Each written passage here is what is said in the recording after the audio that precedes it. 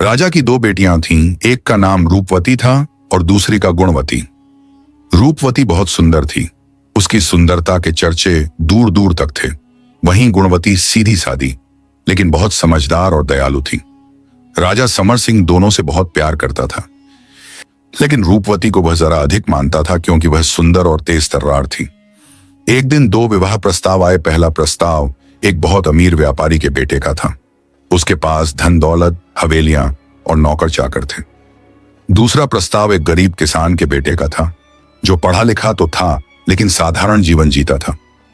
राजा ने बिना देर किए रूपवती का रिश्ता अमीर घर में तय कर दिया, और जब उसने गुणवती से कहा कि वह भी अमीर घर में ब्याह करे, तो गुणवती ने मना कर दिया।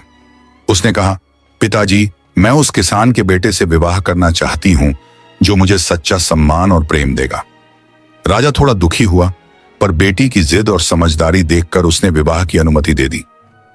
शादी के बाद का जीवन रूपवती अब एक भव्य हवेली में रहती थी। वहां सोने की थालियों में खाना परोसा जाता, हर समय नौकर उसकी सेवा में लगे रहते, लेकिन उसका पति उसे केवल एक सजावटी वस्तु की तरह रखता। प्यार, सम्मान और समय उसके पास नहीं था।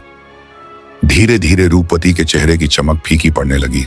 वह अकेली, उदास और खोई खोई सी रहने लगी। उधर गुणवती एक साधारण झोपड़ी में रहती थी। बारिश में छत टपकती थी, कभी पेट भर खाना नहीं होता था, लेकिन उसका पति सुबह से शाम तक मेहनत करता, रात को उसके पास बैठकर बातें करता और छोटी छोटी चीजों में खुशी ढूंढता। गुणवती हर कठिनाई में मुस्कुराती थी क्योंकि उसके पास सच्चा साथ था। कुछ साल बाद राजा अपनी दोनों बेटियों से मिलने निकला। पहले वह रूपवती के महल पहुंचा। उसने देखा, महल तो सोने का है, पर बेटी के चेहरे पर उदासी की छाया है। जब उसने रूपवती से पूछा तो वो फूट फूट कर रोने लगी। पिताजी, यहां सब कुछ है, पर न अपनापन है न सुकून। फिर राजा गुणवती के घर पहुंचा। वहां मिट्टी की खुशबू थी, चूल्हे पर खिचड़ी पक रही थी और दोनों पति पत्नी मिलकर खेत से लौट रहे थे। गुणवती ने राजा को देखकर खुशी से गले लगाया।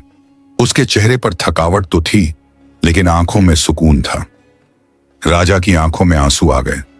उसे उस दिन समझ आया कि सच्चा सुख महलों में नहीं,